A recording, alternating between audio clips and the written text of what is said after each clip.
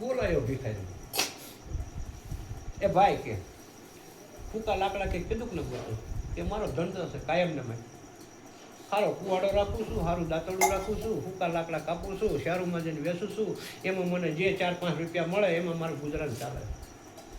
કે તો એમ કહીને કે આપણે એક વીઘામાં ચંદનના ઝાડવા છે અને અહીંયા આવતો રહે જો અહીંયા બીજા દી સવારમાં કુહાડો લઈ અને ચંદનના લાકડા કાપી અને ભાઈ વળી પાછો જ્યાં શહેરમાં વેચતો ત્યાં જઈને ભાડા જવા દે. 4 રૂપિયા 5 રૂપિયાનો ભારો. 12 મહિના થયા એટલે રાજા અને રાણી જ્યાં પાછા આવે છે હવે ઈનો એ દિશા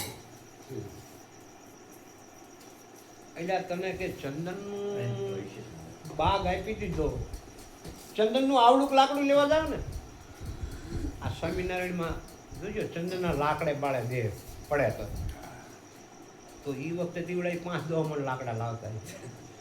આવડો કટકો લેવા જાવ અસલ ચંદનના 500 રૂપિયાનો કટકો આવે માન. ચંદન બહુ મોંઘું હોય એનું લાકડું.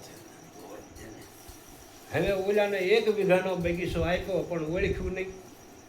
એને તેમાં છે કિલોરી બાવળા છે, જામફળીના ફોટા કાપી મૂકી વાતા ભારા હતા એમના. 12 મહિના સુધી ભલે લાકડા કાપ્યા પણ એની દશા ન મટે. 12 મહિને રાજા ને રાણી નીકળ્યા તો એનો દશા ભાળી રે ભારા બેસે. એટલે કે તાર કઈ સાજુ નથી કામ છે ભલા મણા કે આ લાકડા કેવા કિંમતી છે કે બાપુ એ મને કઈ ખબર નહીં, મારે જેમ કે લાકડા બધા હરખા.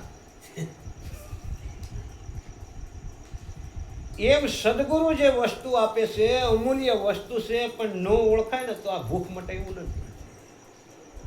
ભૂખ એવી મટાડવાની છે જન્મો જન્મની, આ એક ભવની નથી.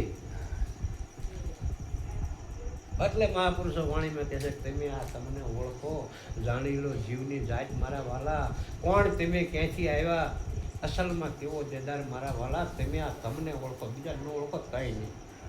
આપણે બીજાને જ ઓળખવા દોડી. આપણે ભાડ્યા નથી 3 મોઢાળા ભગવાન હોય તો આપણે માની લઈએ હા ગુરુ દત્તાય તરીકે 3 મોઢા. આપણે હનુમાનજીને ભાડ્યા નથી, 1 મોઢું હોય પણ 5 મોઢાળા, આ 5 મૂકી હનુમાન. બીજાને ઓળખવા નથી બાપલા, આમાં રહ્યો એને ઓળખી દો. એટલે કહે છે કે જરા ચેતીને ભક્તિનું ભાતું ભરો, અહીંયા સહીએ થોડા દિવસના મહેમાન, ક્યારે દેહ પડી જાય અને જે કરવા માટે અહીંયા આવ્યા છે એ અધૂરું રહી જાય અને આ બીજું બધું ભેગું કરવામાં રહી જઈશું તો જિંદગી જતી રહી છે. પછી જ્યારે અંત સમય આવશે ને તેથી બીજો કોઈ નહીં આવે. જે શરૂઆતમાં પહેલો સાક્ષી થયો હતો ને એવડો એ જ આવે જમરાજા. પછી શાસ્ત્રો હોય તો ભલે, સંતો હોય તો ભલે, કોઈ માણસ હોય તો ભલે, એમ કે જમ છે ને જીવને લેવા આવે. કોઈ દી તમે અહીંયા એવું નહીં સાંભળો કે જમ રિયાની આત્માને લેવા આવે. આત્માને લેવા ન આવે, જીવને લેવા આવે. તો આ જીવ શું છે અને આત્મા શું છે આ બેનો નિવેડો થઈ જાય ને પછી જમ મારે હાટા એ જમડા બી શેરીએ ધડ્યા જાય જો સદગુરુ મળવાથી લીલા લે છે. પછી જમડા બી શેરીએ ધડ્યા જાય અહીં નથી જવું. એવું જે જ્ઞાન છે, એવો જે ઉપદેશ છે, એવી જે સદગુરુની શાન છે અને આ શાનને સમજવા માટે થઈને એ રામ જેવાને વશિષ્ઠ મુનિ પાસે જવું પડ્યું. એ શાનને સમજવા માટે કૃષ્ણ ભગવાન જેવાને દુર્વાસાના શરણે જવું પડ્યું. શું આવ્યું?